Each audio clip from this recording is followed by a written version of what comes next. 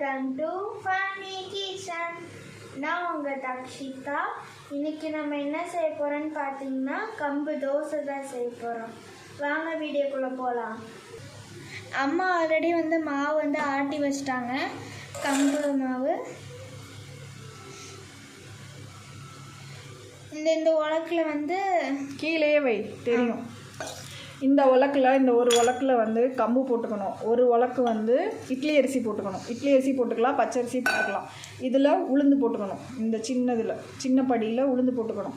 போட்டு கொஞ்சமாக வெந்தயம் போட்டு ஆட்டணும். சரியா? இது 4 hours ஊற வைக்கணும். ஊற வச்சுட்டு ஆட்டிட்டு உப்பு போட்டு கரைச்சி வச்சிடணும். இது இட்லி மாதிரி 7 hours 8 hours பிடிக்க தேவையில்லை. நம்ம உடனே தோசை ஊற்றலாம். ஒரு 4 hours தோசை ஊற்றலாம். 4 மணி நேரத்தில் தோசை ஊற்றலாம்.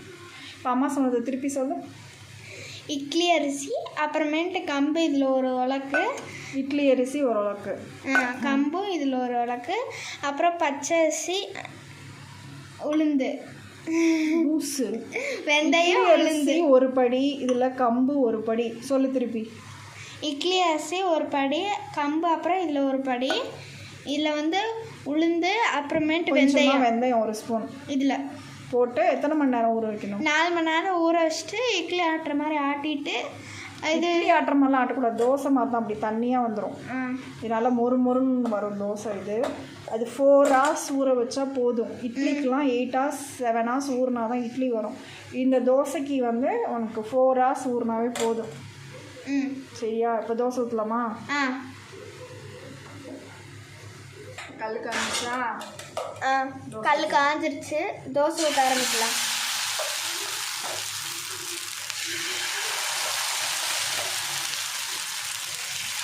உடம்புக்கு ரொம்ப ஹெல்த்தியான ஃபுட்டு இது. எங்கள் வீட்டில் எல்லோரும் சாப்பிடுவாங்க. இந்த கம்பு தோசை நல்லா இருக்கும். மொறுன்னு வரும் இந்த தோசை. கம்பு தோசை டேஸ்ட்டாக இருக்கும். ஆமாம், மொறுன்னு வரும்.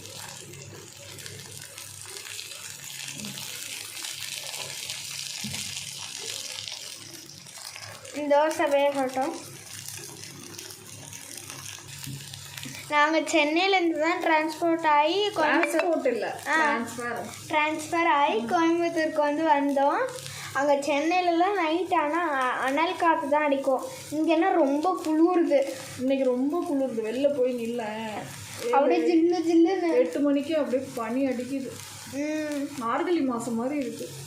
ஆமாம், அப்போ மார்கழிலாம் இந்த வருஷம் என்ன இப்படி இருக்குது? இந்த வருஷம் நேரம் ஜூலைலலாம் மழை பெய்ய ஆரம்பிச்சிடும் இங்கே. எஸ், இங்கே என்னமோ இப்போ குளிருது. ஜூலையில் குளிர ஆரம்பிக்குது.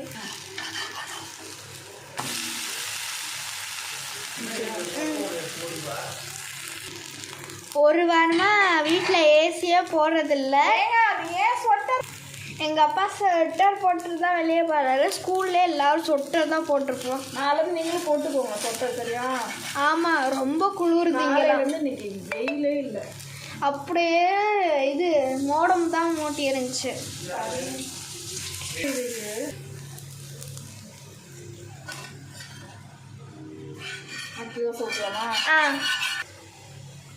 தோசைக்கல்லாம் கழுவுனா தோசை வர மாட்டேங்குது. நீ பாருங்க ஐடியா. ஆனியன் பேப்பருக்கு எல்லாரும் கட்டி தான் யூஸ் பண்ணுவாங்க. இதுக்கு இன்னொரு கட்டையெல்லாம் இருக்கு. ஐயோ, இட்ஸ் சூப்பர்.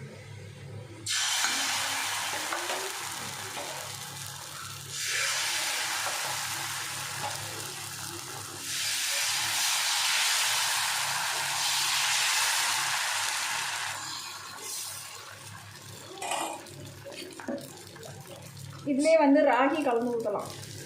ராகி இருக்குல்ல, காலையில் அம்மா நீ புட்டு செஞ்சு கொடுத்தேன்ல, இன்னைக்கு காலையில் கம்பு தான் போட்டேன். கம்பு ராகி தான் புட்டு இன்னைக்கு சூப்பராக இருந்துச்சு. எனக்கே அந்த கம்பு மாவு போடவும் புட்டு சூப்பராக இருந்துச்சு. அதெல்லாம் அரைச்சி வச்சுக்கணும். முன்னையில் ராகியில் தானே செய்வோம்.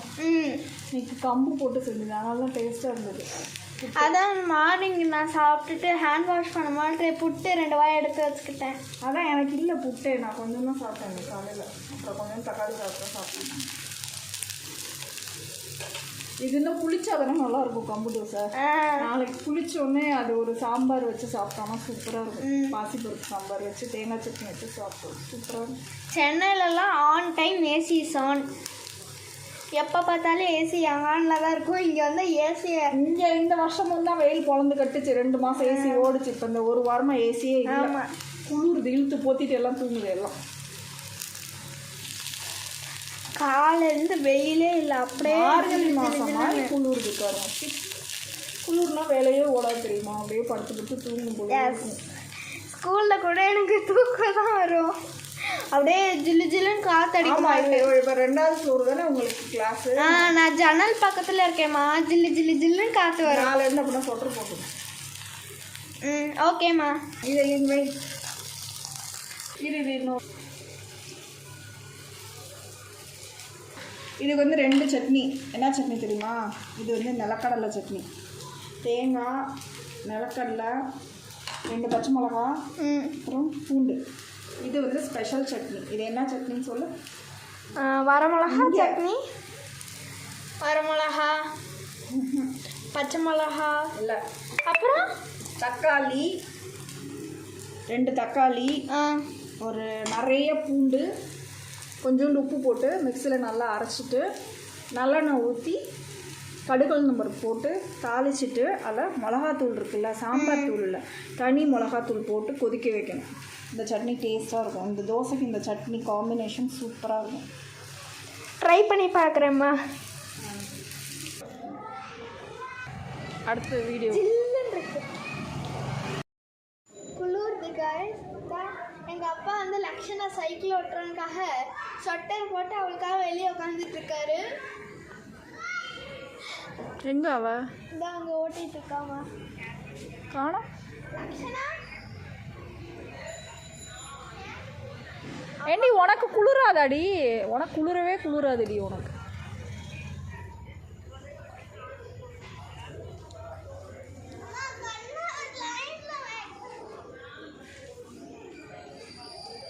தான் அங்கே இருக்க வேறு சைக்கிள் ஓட்டிக்கிட்டு.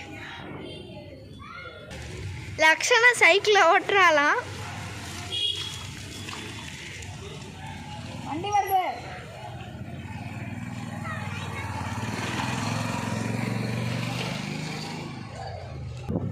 இப்போ நான் தான் வந்து டேஸ்ட் பண்ண போகிறேன்.